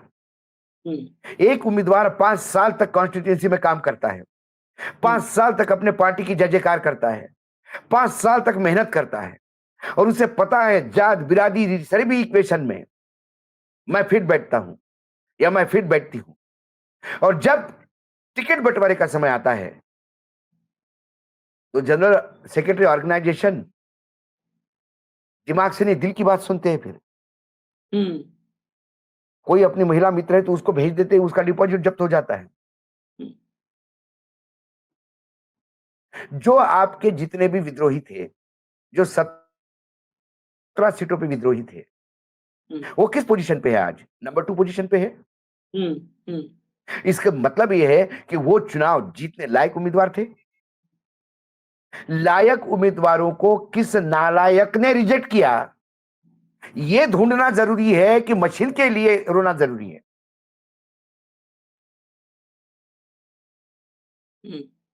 क्या राहुल गांधी ने चुनाव आयोग में जाने के पहले ये चुनाव आयोग वाला छिछोरा काम उन्होंने बाकी जयराम रमेश जैसे छिछोरे लोगों को छोड़ देना चाहिए? उनको 90 सीटें थी, 90 सीटों का आकलन करने में आशीष अपने यहाँ 90 सीटों का आकलन दिन में हो जाता है। हाँ। राहुल गांधी जी के पास तो इतनी बड़ी सिस्टम है। स्क्रीनिंग कमेटी को बिठाओ, जिन जिन के नाम पे टिकट गए उनको पूछो क्यों हारे, पूछो कि इस लड़की को यहां से क्यों भेजा गया था, पूछो चित्रा का टिकट किसने काटा था, जवाबदेही तय कर लो। यदि ऐसी जवाबदेही नहीं तय कर रहे हैं तो बेसिकली हो क्या रहा है, राहुल गांधी भी इन्हीं लोगों के हाथ का खिलौना बन चुके हैं। हाँ। जब इन लोगों ने देखा कि ये हार बुरी है, इन लोगों ने देखा कि अब हमारे ऊपर छींटे आएंगे, तो इन्होंने राहुल जी के हाथ में एक चुनाव आयोग का झुंझुना पकड़ा दिया। राहुल जी इस पे एग्रेसिव होना बहुत जरूरी है, इस पे एग्रेसिव होना जरूरी है। तो आज मैं राहुल गांधी जी को एक सवाल पूछता हूं, चुनाव आयोग में मशीनें पहली बार आई है क्या? जब से मशीनें आई हैं, एडीआर से लेकर तमाम संगठन सर्वोच्च न्यायालय में रोज लड़ाई लड़ रहे हैं, मशीनों के खिलाफ रोज लड़ाई लड़ रहे हैं। तब कांग्रेस कहां थी? चुनाव जीतती तो कांग्रेस खुश हो जाती, कर्नाटक में चुनाव जीतती है तो फिर मशीनों पे आवाज नहीं होती। महाराष्ट्र में 13 सीटें मिली तो मशीनों पे आवाज नहीं हुई। हरियाणा में हार गए तो मशीनों पे आवाज होगी। मैं मानता हूं मशीनों का खेल होता है, लेकिन पूर्ण स्वीप नहीं करती मशीनें, और मशीनें पूरी स्वीप की होती तो नरेंद्र मोदी जी 400 पार होते। वो लिहाज नहीं रखते। वो एक लिमिटेड दायरे का खेल है, सिलेक्टेड सीटों पे खेल है। वो करने के बाद भी उनको लगा मैं 300 तक तो पहुंच ही जाऊंगा, 60-70 सीटें इससे मिल जाएगी मशीनों से तो मैं 370 पार हो जाऊंगा। 300 नहीं आए, वो 180 पे आ गए। यहां 60 सीटें मिली तो उसने 240 पहुंचाया। गणित वहां चुका उनका। इससे ज्यादा मशीनों का खेल नहीं हो सकता। लेकिन जो खेल कार्यकर्ताओं के साथ किया, जो खेल हरियाणा के जनता के साथ हुआ, जो खेल उन उम्मीदवारों के साथ हुआ जो 5 साल तक उम्मीद में काम करते हैं, वो खेल पैसों का हुआ, वो खेल व्यभिचार का हुआ, अय्याशी का हुआ। उस खेल पे कौन नजर डालेगा? कौन नजर डालेंगे? उस खेल पे चद्दर डालने के लिए आप चुनाव आयोग की बात कर रहे हैं।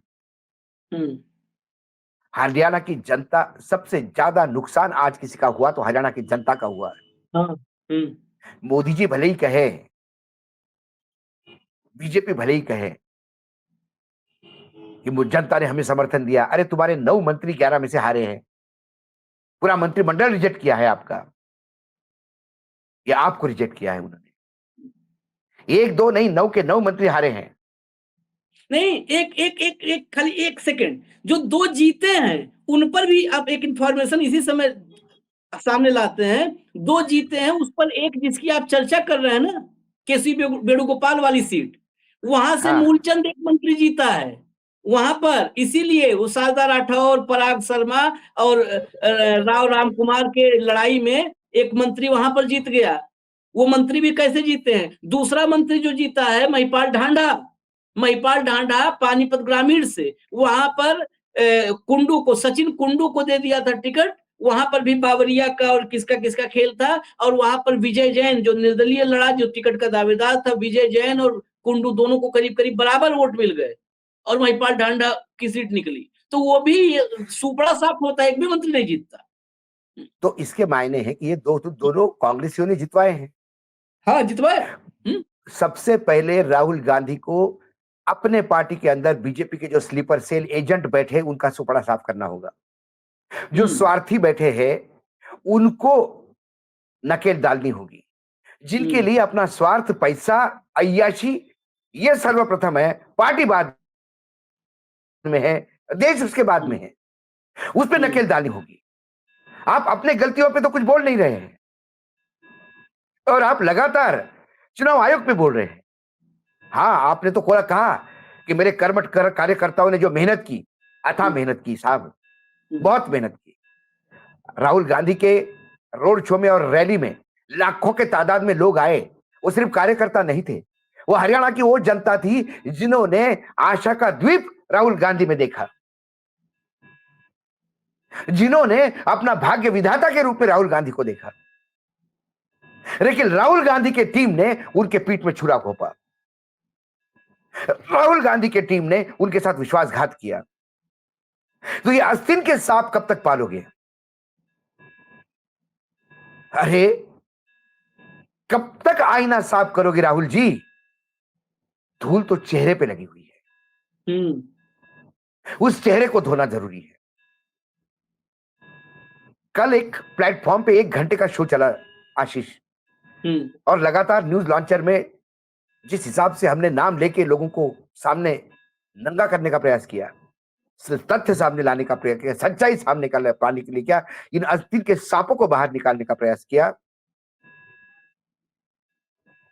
झूठ नहीं बोलूंगा, पूरे देश भर से, कर्नाटक से लेके जम्मू कश्मीर से लोग फोन पे फोन करके रो रहे हैं आंसुओं से कि भाई साहब, इन लोगों, आपने नाम लिया, इन लोगों ने पार्टी बर्बाद कर दी, अब तो बचाइए, कुछ करिए, आप लोग ही कर सकते हैं, आप कम से कम बोलते तो हैं। एक दिन तो ऐसा आएगा कि हमारे हाईकमान के कान तक ये बात पहुंचेगी। एक उत्तर प्रदेश का एक फोन था, वो तो फूट फूट के रोने लगा। अरे मैंने बोला, अरे ऐसा भाई आप बोलो कौन है यार, रोने से क्या होगा? बोला संदीप सिंह ने साहब बर्बाद कर दिया उत्तर प्रदेश। अरे वहां पे कोई कम मिलता से है कम आपने तुरंत नाम लिया, आपने नाम लिया साहब, बस मेरे पास शब्द नहीं है धन्यवाद देने के। ये कांग्रेस के कार्यकर्ताओं की पीड़ा राहुल कब समझेंगे? राहुल लोको ड्राइवर की पीड़ा समझने जाते हैं, राहुल कुली की पीड़ा समझने जाते हैं, राहुल खेतों में काम करने महिलाओं की पीड़ा समझने जाते हैं, राहुल दलित क्या खाता है ये समझाने और समझने जाते हैं। लेकिन राहुल जी को समय आया है कि अपने कार्यकर्ताओं की पीड़ा समझे, सबसे पहले वही समझ लो। हाँ। उनकी वेदनाओं को फुकार डाले, उनके वेदनाओं को शब्द दें और एक सर्जरी करें। कब तक ढोगे डेड बॉडीज को? जो तंवर सारी पार्टियां घूम के आया, और बीजेपी ने भी एक फूका हुआ कारतूस करके सामने फेंक दिया उसको। राहुल गांधी जी ने मुझे कहा, आज मैं सवाल पूछता हूं और ये राहुल जी को सीधा सवाल है, ये किसी के राहुल जी का कहीं वक्तव्य नहीं है, राहुल जी का वक्तव्य मेरे सामने है, आमने सामने। और राहुल जी जैसे है, मैं जानता हूं झूठ नहीं बोलते, वो लोग उनको मिसगाइड कर सकते हैं, लेकिन वो कभी अपने दिल से झूठ नहीं बोलेंगे।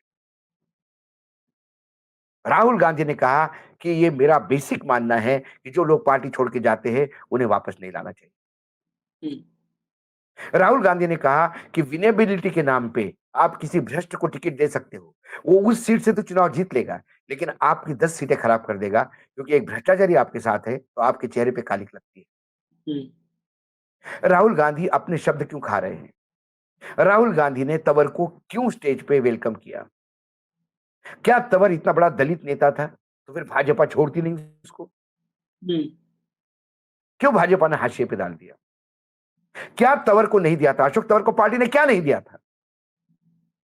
इसके बाद भी पार्टी पे थूक के चला गया वो, और फिर अब पार्टी में आ गया सिर्फ इसलिए कि अजय माकन की रिश्तेदारी है, इसलिए अजय माकन और केसी वेणुगोपाल एक ही थैले के चट्टे बट्टे हैं। अजय माकन के स्वार्थ के आगे पार्टी के हाईकमान के शब्द, सोच, विचार धूमिल हो जाते हैं।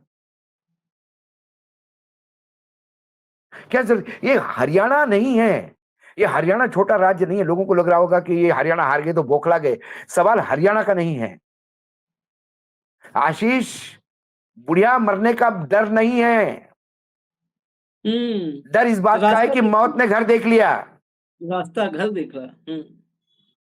अब बीजेपी को समझ में आया है कांग्रेस को कैसा निपटाना। उनको ज्यादा मेहनत नहीं करनी पड़ती, उनके तरकश में कई तीर है जो कांग्रेसी नेता है। अब महाराष्ट्र में भी यही करेंगे वो। जो बीजेपी के स्लीपर सेल है महाराष्ट्र में कांग्रेस में बैठे हुए, वो सीट शेयरिंग में ही झगड़े कर लेंगे। जो सीट वो जीत नहीं पाते वो भी सीट मांगेंगे, ताकि बीजेपी को तस्तरी में महाराष्ट्र सरकार भी दे। कौन नजर डालेगा इस पे? उधर कान में अलंकार धीरे से बोल देता है कि अरे सारे भ्रष्ट है। राहुल जी को लगता है हम्म भ्रष्ट है। हम्म एक कान अलंकार, एक कान बैजू, हम्म एक आंख वेणुगोपाल, दूसरी आंख कौशल। हो गया हम्म खेल।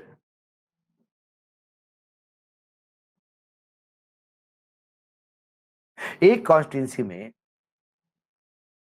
एक, मैं लड़के को जानता हूं, हम्म संयोग से जब मैं दिल्ली आया पत्रकारिता के लिए, वो बेचारा अपना कांग्रेस का वर्कर बन के दिल्ली में आया।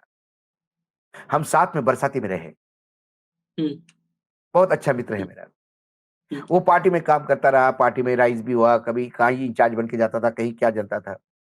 उसने जीवन में पहली बार टिकट मांगा हरियाणा से। हम्म उसे टिकट नहीं दिया। तो उसने कहा कि भाई ये तो 30-35 पे आ जाएंगे। हम्म तो सबने हंसी मजाक में ले लिया, मैंने भी ले लिया कि इसका टिकट कटा इसलिए ऐसा कह रहा है। हम्म नतीजा आने के बाद उसने कहा कि मैंने कहा था ना आपको, हम्म आप व्हाट्सएप खोल के देखिए, मैंने वो सीटें बताई थी आपको जहां वो जीत रहे और बाकी सब हार रहे। उन्होंने कहा जहां से मैंने टिकट मांगा था वहां उन्होंने यादव को टिकट दिया। जब से हरियाणा बना है तब से कोई यादव वहां जीता नहीं है। हम्म हर बार यादव का डिपॉजिट जब्त होता है। हम्म फिर यादव को उतारा। मैंने उनको कहा कि यादव को लड़वा के हारना है तो मेरे को लड़वाइए, हम्म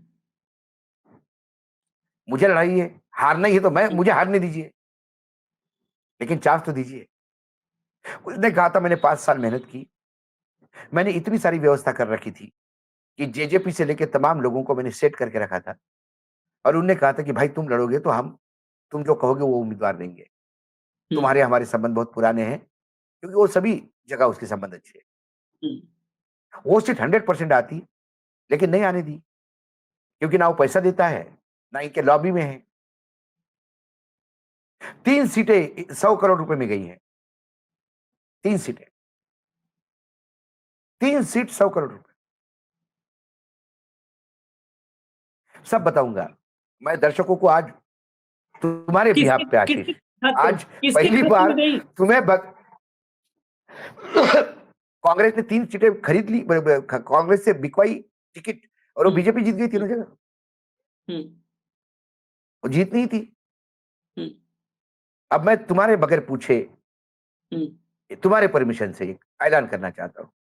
हम्म दशहरे के दूसरे दिन 13 तारीख को हम्म 1 घंटे का प्रोग्राम करेंगे हम। ठीक है। हम ये बताएंगे कि हम किसी के कहने पे नहीं, कोई लोगों को लगता है कि हम हुड्डा के कहने पे हम उसको गाली दे रहे हैं, उसको लगता है कि शैलजा के कहने पे उसको गाली दे रहे हैं। अरे कौन शैलजा, कौन हुड्डा? सब लंका में सब 52 गज के रावण निकले। हाँ क्या बताएं तुम्हें? किससे कोई लेना देना नहीं है। राहुल गांधी को जब हम कटघरे में खड़ा कर सकते हैं, तो बाकी तो उसके अरे गहरे नत्थु खैरे। लोग समझते होंगे कि राहुल गांधी पप्पू है और वो बहुत बड़े नेता है। हम आज भी हम्म मानते हैं कि कांग्रेस में राहुल से बड़े नेता कोई कोई नहीं नहीं। है, और बाकी सब पप्पू है हम्म उसके सामने। हम्म ये वस्तुस्थिति है। लेकिन राहुल, यदि इनके, मैंने कल भी कहा था, यदि 40 चोरों के सरदार हो तो अली बाबा कहलाओगे। यदि कोई पंडित शमशान में बैठेगा तो डोम कहलाएगा, और डोम मंदिर में बैठा तो पुजारी कहलाएगा। ये आपको तय करना है कि आपको डोम कहलाना है कि पुजारी कहना है। यदि आपको अपने आप को पुजारी पंडित कहलवाना होगा, तो फिर आपको आपकी जगह मंदिर जैसी पवित्र रखनी होगी। भ्रष्टाचार, दलाल, व्याभिचारों से वक्त अय्याशी करने वाले लोगों का कुनबा यदि साथ में रहेगा तो पार्टी पनपेगी नहीं। इस कोटरी से बाहर लाना होगा। और ये सिर्फ राहुल जी के लिए नहीं है, प्रियंका जी के लिए भी है। प्रियंका जी उस परिवार को बिलोंग करती है। प्रियंका जी के अंदर लोग इंदिरा जी की छाप देखते हैं। इंदिरा जी के साथ भी आर के धवन हुआ करते थे, हम्म लेकिन आर के धवन को पॉलिटिकल अंडरस्टैंडिंग थी। लोग कहते थे कि मुख्यमंत्री झुक के आर के धवन से बात करते थे, लेकिन आर के धवन की औकात नहीं थी कि वो इंदिरा गांधी जी को चलाए। हाँ हम्म आप संदीप सिंह को, क्या संदीप सिंह ही है ना वो, साथ में हाँ रखिए, संदीप। हम्म साथ में रखिए, लेकिन उसकी औकात इतने मत करिए कि वो प्रियंका गांधी को चलाए।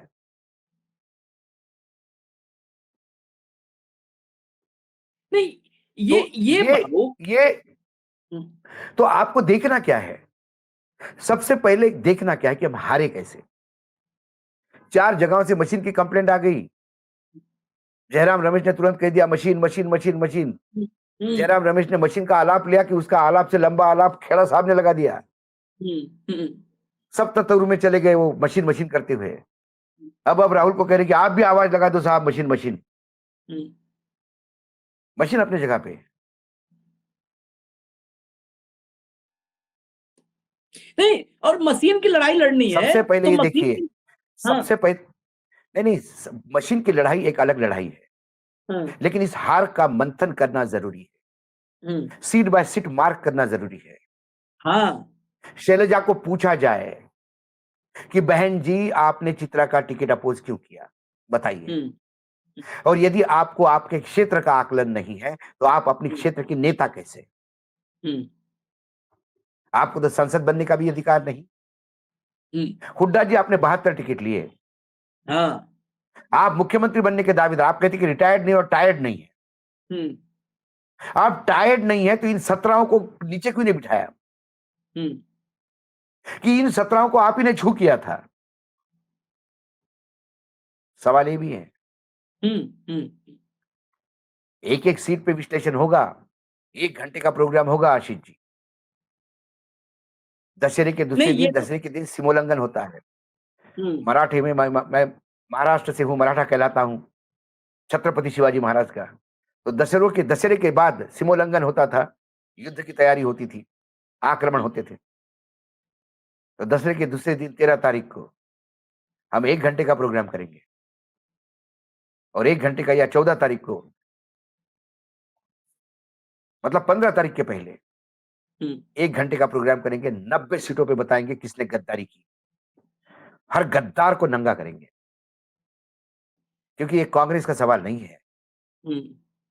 राजनीतिक दल आते जाते हैं, यह हरियाणा की आकांक्षा और अपेक्षा का भविष्य की इशू है। मैं आज भी मानता हूं कि जो हुआ वो सही नहीं हुआ। क्यों?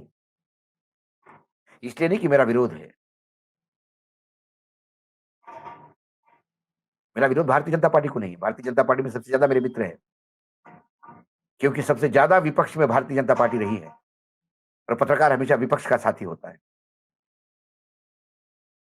सवाल वो नहीं है किसी को विरोध करने का, सवाल है गलत होते हुए देखते हुए भी, मतलब दूध में मक्खी गिरी हुई है वो देख के भी आप निगल रहे हो, ये बड़ा प्रॉब्लम है।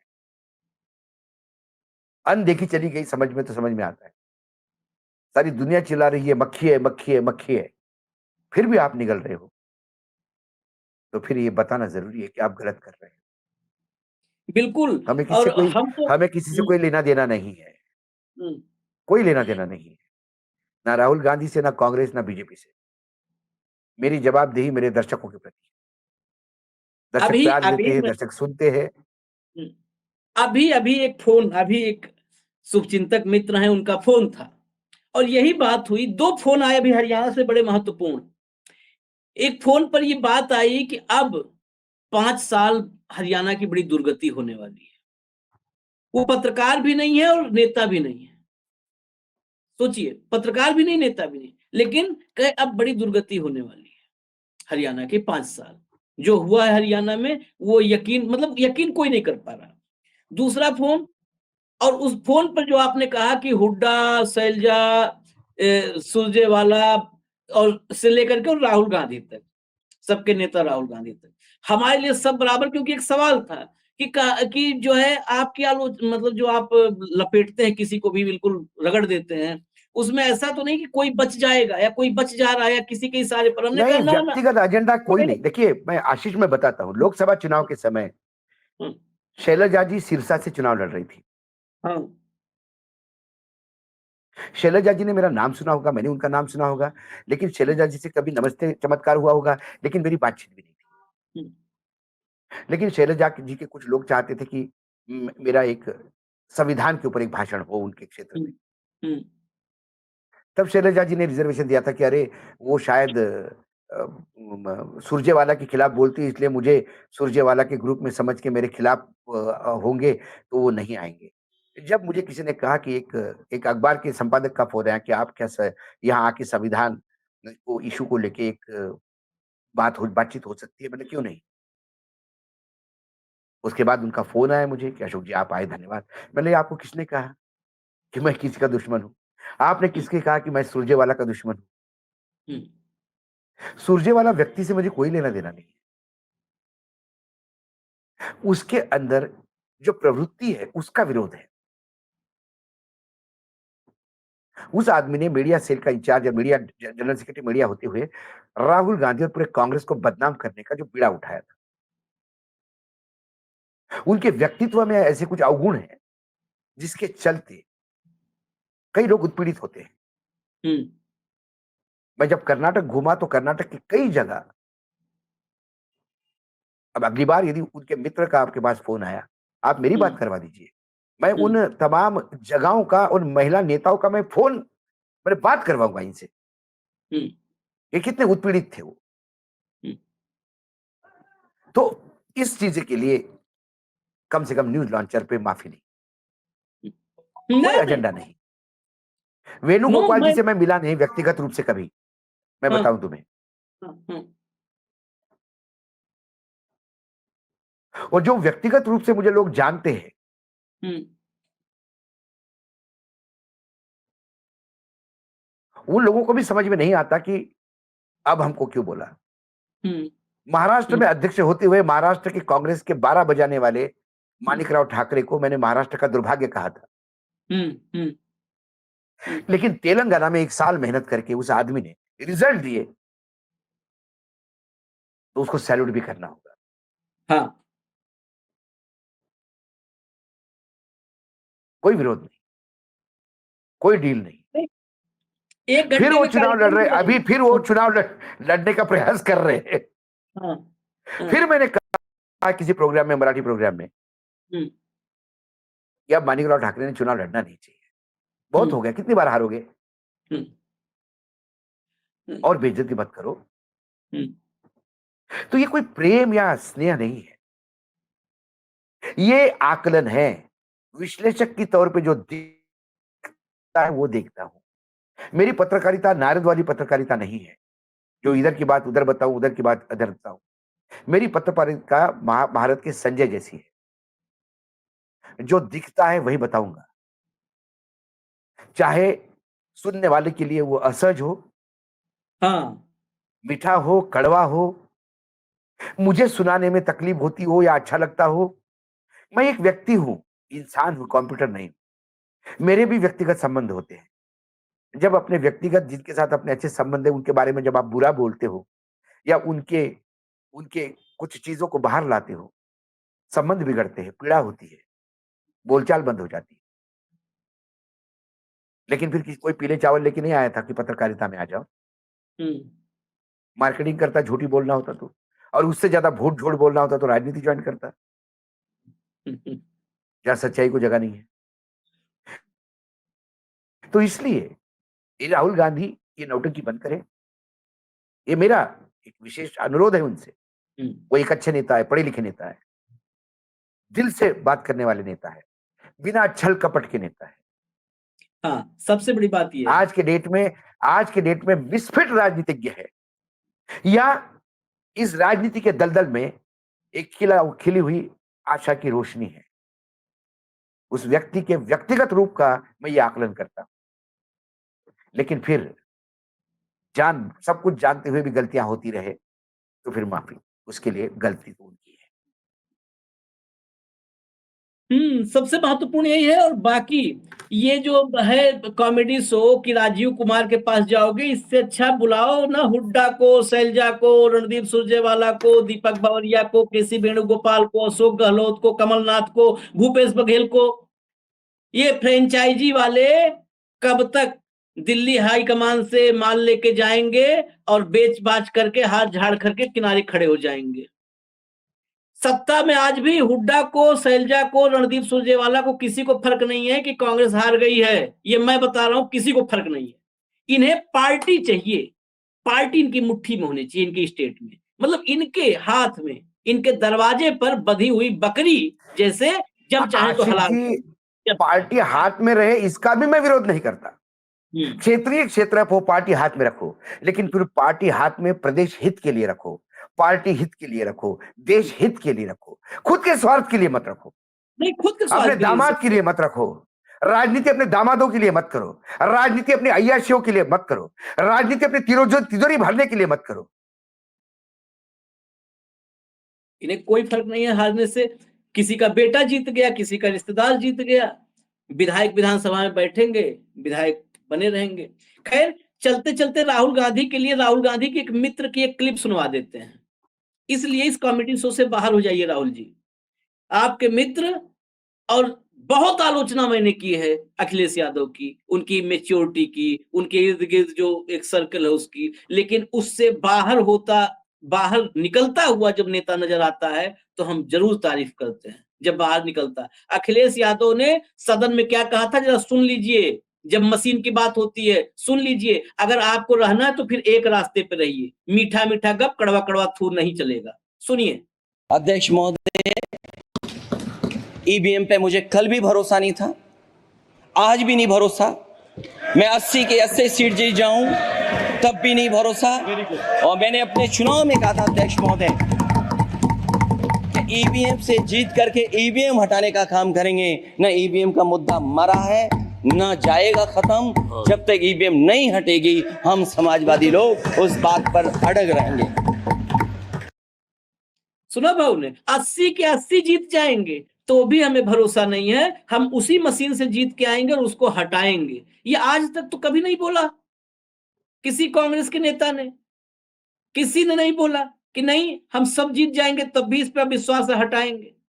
वो सबसे बड़ी वो जीत करके इस बार रिकॉर्ड तोड़ दिया समाजवादी पार्टी ने। उसके बावजूद लोकसभा में इस मुद्दे पर अखिलेश अगर चुप भी रहते, नहीं बोलते, तो कौन कह रहा था कि मशीन पे आपको आज स्टेटमेंट देना है, आज लोकसभा में मशीन पर चर्चा है। मशीन पर चर्चा नहीं थी, लेकिन कहा अपने मन की बात।